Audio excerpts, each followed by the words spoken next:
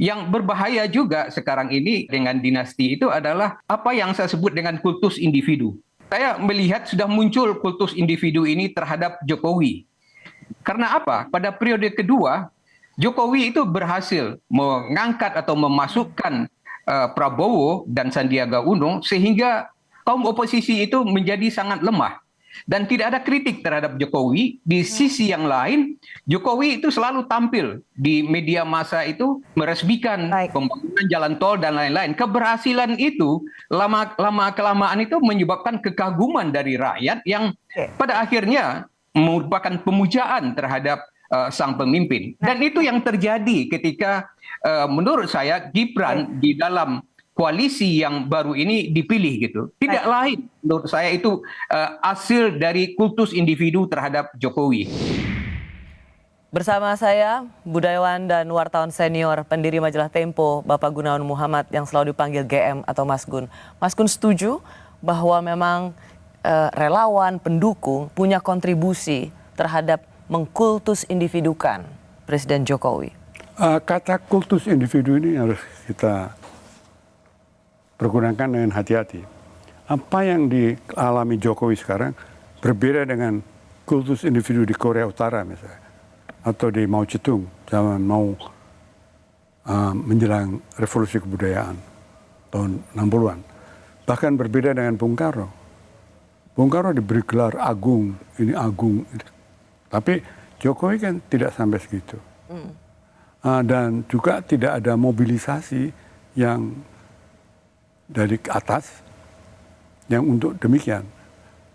Tidak ada poster-poster dengan gambar dia di mana-mana. Memang bagi saya agak menarik ya, fenomena ini pernah saya pikirkan, mengapa Jokowi bisa mendatangkan orang kalau dia datang, berkerumun. Nah ini yang menyedihkan, bahwa rakyat begitu merindukan seorang pemimpin yang baik. Jadi bukan kultus, tapi harapan. Kultus itu salah, harapan tidak salah. Kultus itu salah, harapan tidak salah. Nah, kalau kita lihat rakyat di desa-desa yang datang berkerumun ke dia, ada yang mau ketemu sampai nangis-nangis, itu kan bukan dosa. Yang terjadi bukan itu sebetulnya. Yang terjadi adalah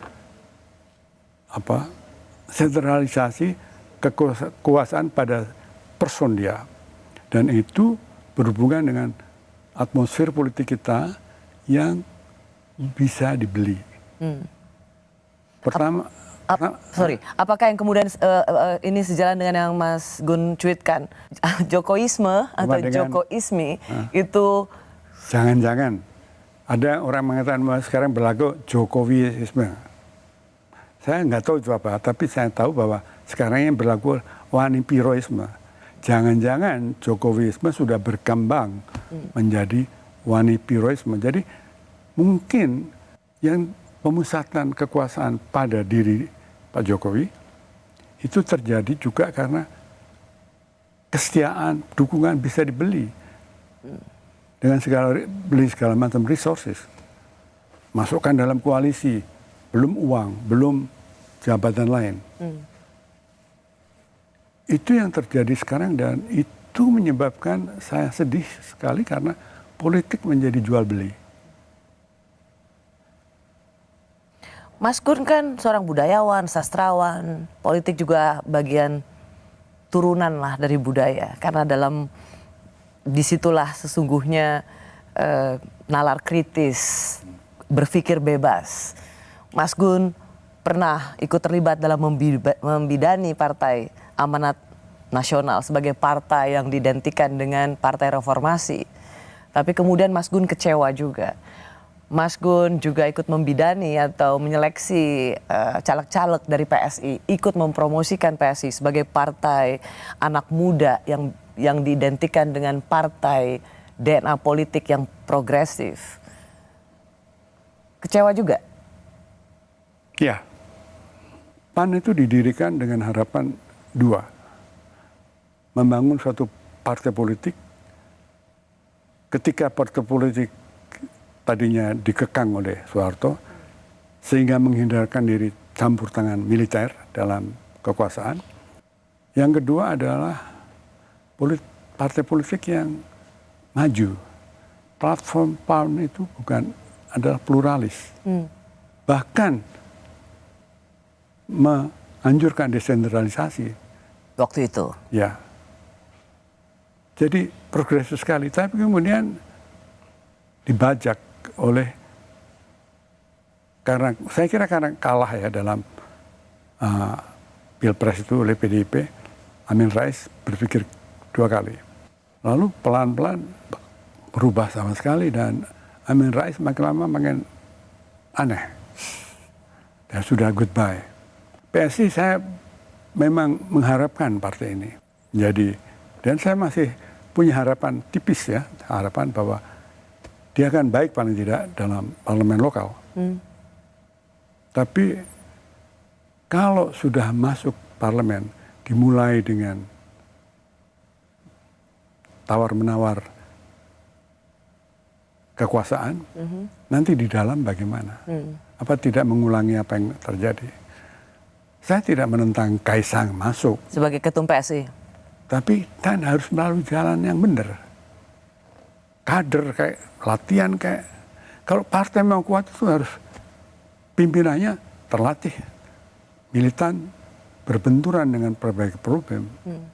Tapi kalau dicangkokkan di sana terus, ya untung Kaisang orangnya lucu, saya seneng deh. Tapi menurut saya salah itu. Salah memilih ketum PSI. Give it a chance, Mas. Menempatkan Kaisang karena dia anak presiden, tidak mungkin kalau Kaisang bukan anak presiden di sana. Tanpa dia memasuki proses pengkaderan. Ya. Apalagi partai ini kan berdasarkan kesadaran. Mas Gun, ada PAN, ada PSI, ada Presiden Jokowi yang membuat Anda kecewa dan sedih. Seorang Gunawan Muhammad akan kapok nggak sih? Harusnya ya. Sebetulnya begini ya, Resi. Sebenarnya saya udah kapok. Ketika mau ada Pilpres saya udah bilang, saya nggak mau milih lagi lah. Saya mau melukis, menulis. Saya mau menulis novel, saya mau menulis beberapa buku. Tapi tiba-tiba ada gejala yang menakutkan, yaitu Mahkamah Konstitusi itu. Saya bilang kepada diri saya dan teman-teman, emangnya saya tega ini? Emangnya saya tega negeri ini nanti akan dihuni oleh cucu saya, anak saya yang mengalami kekacauan. Emangnya saya tega? Negeri rusak. Bapak saya kan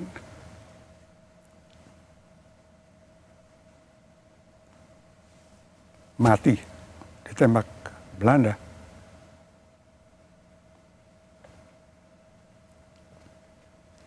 Dengan harapan. Jadi makanya saya harus ikut lari di sini. Saya mau ikut lari, mau ikut lagi, tapi saya nggak bisa sepenuhnya. Umur saya sudah 82. Kalaupun ikut demonstrasi, udah nggak pantas lah. Juga nggak kuat kan, udah saraf kejepit dan sebagainya. Jadi apakah saya akan kapok? Ingin kapok. Dan mudah-mudahan saya nggak perlu lagi begini. Dan saya pastikan 10 tahun lagi saya nggak akan lagi begini. 10 tahun lagi kan saya nggak di sini. Belum tentu. Ya mungkin di Amerika. Tapi enggak jangan. Panjang umur, Mas Gun. Insya Allah. Mas Gun dalam tulisannya tetap mengatakan, saya cemas, tapi saya punya harap. Memangnya masih ada harapan, Mas Gun? Begini, saya ini punya pedoman begini. Orang yang optimis dan orang yang pesimis itu sama. Yaitu angkuh, tahu masa depan kayak apa. Saya ini lebih suka mengutip seorang penyair Cina, Lu Xun namanya.